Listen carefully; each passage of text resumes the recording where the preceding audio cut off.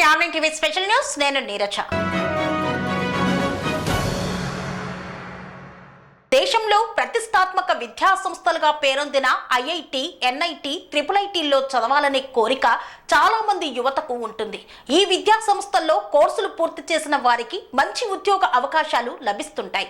అయితే ఈ ఇంజనీరింగ్ ఇన్స్టిట్యూట్లో సీటు పొందడం అంత సులభమేమీ కాదు. జేఈఈ వంటి అత్యంత కఠినమైన పరీక్షల్లో మార్కులు సాధించి బెటర్ ర్యాంకులు పొందాలి.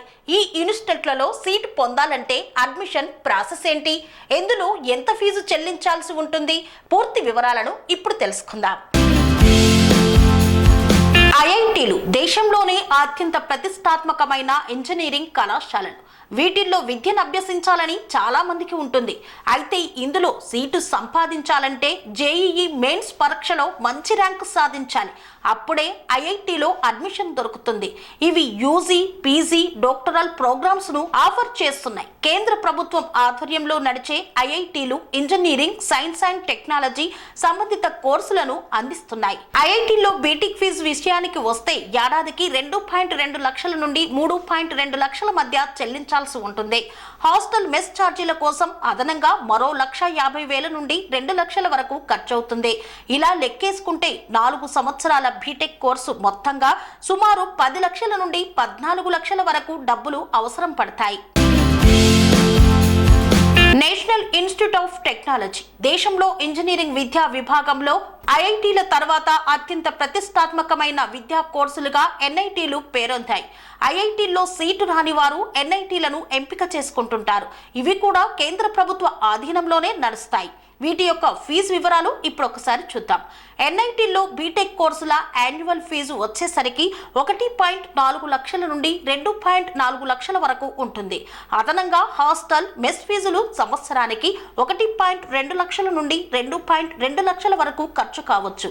ఈ విధంగా 4 ఏళ్ల బీటెక్ కోర్సు కంప్లీట్ చేయడానికి ఒక్కో విద్యార్థి సుమారు 8 లక్షల నుండి 10 లక్షల వరకు ఖర్చు చేయాల్సి ఉంటుంది.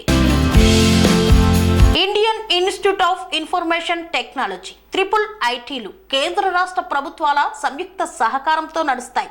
ఇంజనీరింగ్ విభాగంలో ఐఐటి, ఎన్ఐటీల తర్వాత పేరొందిన విద్యా సంస్థలు ట్రిపుల్-ఐటీలు. ట్రిపుల్-ఐటీలు ప్రధానంగా ఇన్ఫర్మేషన్ టెక్నాలజీ, కంప్యూటర్ సైన్స్ సంబంధిత రంగాలలో కోర్సులను అందిస్తాయి. జేఈఈ మెయిన్స్ ర్యాంకు ఆధారంగా అడ్మిషన్ ప్రక్రియ ఉంటుంది. అయితే జేఈఈలో తక్కువ ర్యాంకు వచ్చినప్పటికీ వీటిలో సీటు పొందే అవకాశం ఉంటుంది. ఈ విద్యా సంస్థలు కూడా UG, PG, doctoral programmes offer చేస్తున్నాయి. ఫీజు వివరాలు ఎలా ఉన్నాయో ఇప్పుడు చూద్దాం. ట్రిపుల్-ఐటీలో యాన్యువల్ ఫీజు వచ్చేసరికి 1.5 లక్షల నుండి 3 లక్షల మధ్య ఉంటుంది.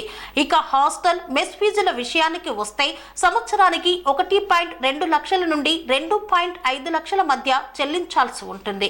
ఈ లెక్కన 4 ఏళ్లకు సుమారు 8 లక్షల నుండి 14 లక్షల వరకు ఖర్చయ్యే ఛాన్స్ ఉంటుంది. స్వామి బోధానంద గోసేవ ఆశ్రమం, సైథాపూర్. జ్యోతిష్యం, వాస్తుశాస్త్రం మన పూర్వీకులు మనకిచ్చిన వరం.